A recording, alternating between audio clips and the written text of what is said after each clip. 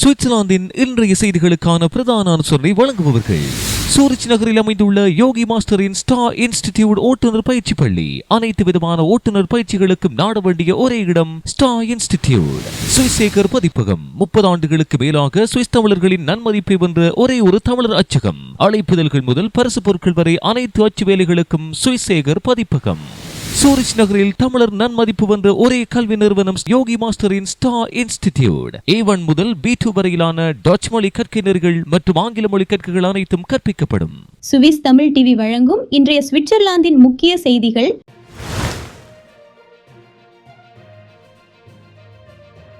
பலஸ்தீனத்தை தனி நாடாக அங்கீகரிக்கவில்லை என சுவிட்சர்லாந்து தெரிவிப்பு. பலஸ்தீனத்தை தனி நாடாக அங்கீகரிக்கவில்லை என சுவிட்சர்லாந்து தெரிவித்துள்ளது. சுவிட்சர்லாந்தின் எஸ்பி கட்சியினால் முன்வைக்கப்பட்ட பிரேரணை இவ்வாறு நிராகரிக்கப்பட்டுள்ளது. பலஸ்தீனத்தை அங்கீகரிக்கும் யோசனை எஸ்பி கட்சியின் நாடாளுமன்ற உறுப்பினர் பேபியன் மோலினாவினால் சமர்ப்பிக்கப்பட்டது. இந்த பிரேரணையை எதிர்த்து 131 வாக்குகளும் எதிராக 61 வாக்குகளும் அளிக்கப்பட்டதுடன் 2 பேர் வாக்களிக்கவில்லை என தெரிவிக்கப்படுகின்றது. நோர்வே, ஸ்பெயின் மற்றும் அயர்லாந்து ஆகிய நாடுகள் பலஸ்தீன தேசத்தை ஆதரிப்பதாக அறிவித்துள்ளன. இதேவேளை இரு நாட்டு கொள்கையின் அடிப்படையில் தீர்வு திட்டம் அமுல்படுத்த வேண்டும் என வெளிவிவகார அமைச்சர் இக்னேசியோ காசிஸ் தெரிவித்துள்ளார். சுவிஸில் வீதியில் விமானத்தை தரையிறக்கிய விமானப்படையினர். சுவிட்சர்லாந்தின் விமானப்படையினர் வீதியில் விமானத்தை தரையிறக்கியுள்ளனர். விமானம் வாட் கண்டோனின் பைரேன் மற்றும் அவென்சிஸிற்கு இடையிலான A1 வீதியில் தரையிறக்கப்பட்டுள்ளது. எந்தவிதமான பிரச்சனையும் இன்றி விமானம் நேர்த்தியாக அதிவேக நெடுஞ்சாலையில் தரையிறக்கப்பட்டதாக தெரிவிக்கப்படுகின்றது. இதே அதிவேக நெடுஞ்சாலையில் மேலும் 3 விமானங்கள் தரையிறக்கப்பட உள்ளதாக தெரிவிக்கப்படுகின்றது. நாடு முழுவதிலும் படையினரை போக்குவரத்து செய்யவும் பொருட்களை விநியோகம் செய்யவும் இந்த முயற்சி உதவும் என எதிர்பார்க்கப்படுகின்றது. தரையிறக்கப்பட்ட விமானம் வீதியில் இருந்தே புறப்பட்டுச் சென்றதாகவும் தரையிறக்குவதற்கும் பறப்பதற்குமான ஓடுதளமாக அதிவேக நெடுஞ்சாலை பயன்படுத்தப்பட்டுள்ளதாகவும் தெரிவிக்கப்படுகின்றது. சுவிஸ் சிறைகளில் தற்கொலை சம்பவங்கள் அதிகரிப்பு. சுவிட்சர்லாந்தின் சிறைச்சாலைகளில் தற்கொலை சம்பவங்களின் எண்ணிக்கை அதிகரித்துள்ளதாக தெரிவிக்கப்படுகிறது. ஐரோப்பா முழுவதிலும் சிறைச்சாலைகளில் சுமார் 1 மில்லியன் கைதிகள் தடுத்து வைக்கப்பட்டுள்ளனர். ஒப்பீட்டளவில் சுவிட்சர்லாந்தில் கைதிகளின் எண்ணிக்கை குறைவு என்ற போதிலும் தடுத்து வைக்கப்பட்டுள்ள கைதிகளில் தற்கொலை சம்பவங்கள் அதிகரித்துள்ளதாக தெரிவிக்கப்படுகிறது.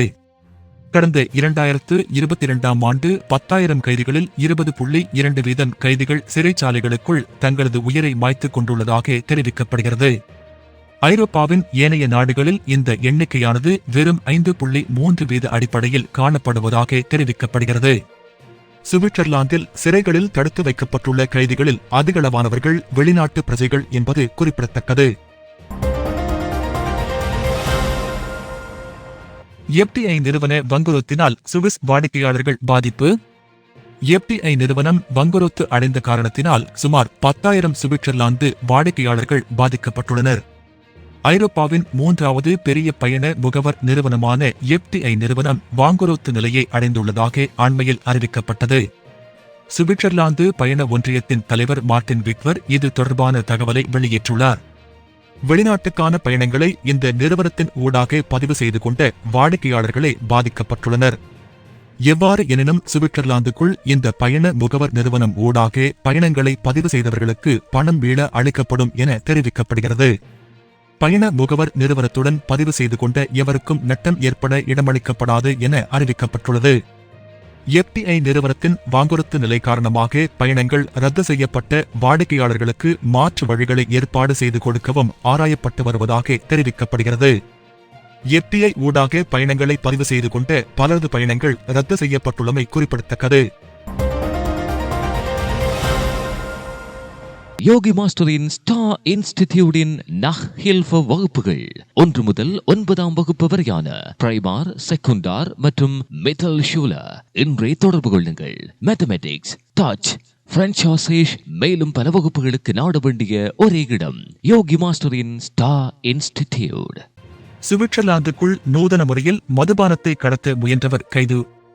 ஷாம்பூ மற்றும் பால் போத்தல்களில் சுவிட்சர்லாந்திற்குள் மதுபானத்தை கடத்த முயற்சித்த நபர் ஒருவரை அதிகாரிகள் கைது செய்துள்ளனர். இத்தாலியைச் சேர்ந்த ஒருவரே இவ்வாறு கைது செய்யப்பட்டுள்ளார். சுமார் 135 லிட்டர் ஆல்கஹால் இவ்வாறு கடத்தப்பட்டுள்ளதாக தெரிவிக்கப்படுகிறது.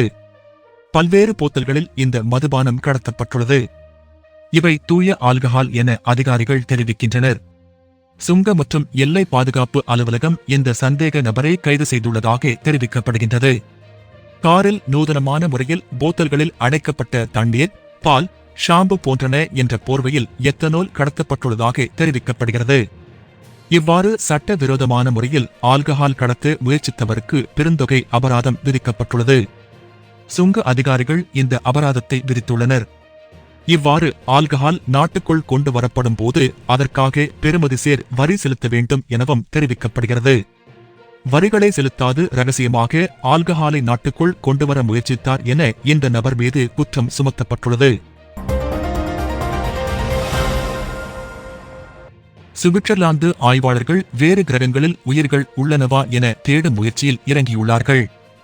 வேறு கிரகங்களில் உயிர்கள் வாழ்கின்றனவா என்பதை கண்டறியும் முயற்சியில் சுவிஸ் ஆய்வாளர்கள் இறங்கியுள்ள நிலையில் அதற்காக கருவி ஒன்றையும் கண்டுபிடித்துள்ளார்கள். அவர்கள் ஜெனீவா மற்றும் பெர்ன் பல்கலைக்கழகங்கள் ஸ்பெக்ட்ரோகிராஃப் என்னும் கருவி ஒன்றை வடிவமைத்து அதை சிலி நாட்டில் தற்போது கட்டப்பட்டு வரும் யூரோப்பியன் சதர்ன் அப்சர்வேட்டரி என்னும் விண்வெளி ஆராய்ச்சி மையத்தில் நிறுவ இருக்கிறார்கள். அதற்கான செலவு 120 மில்லியன் யூரோக்கள் ஆகும். இந்த கருவி வெவ்வேறு கிரகங்களின் வளிமண்டல வேதி கூட்டமைப்பை கண்டறிந்து அந்த கிரகங்களில் உயிர்கள் வாழ்கின்றனவா என்பதற்கான அடையாளங்களை கண்டுபிடிக்கும். 2032ஆம் ஆண்டில் இந்த திட்டம் முழுமை பெறும் என எதிர்பார்க்கப்படுகிறது.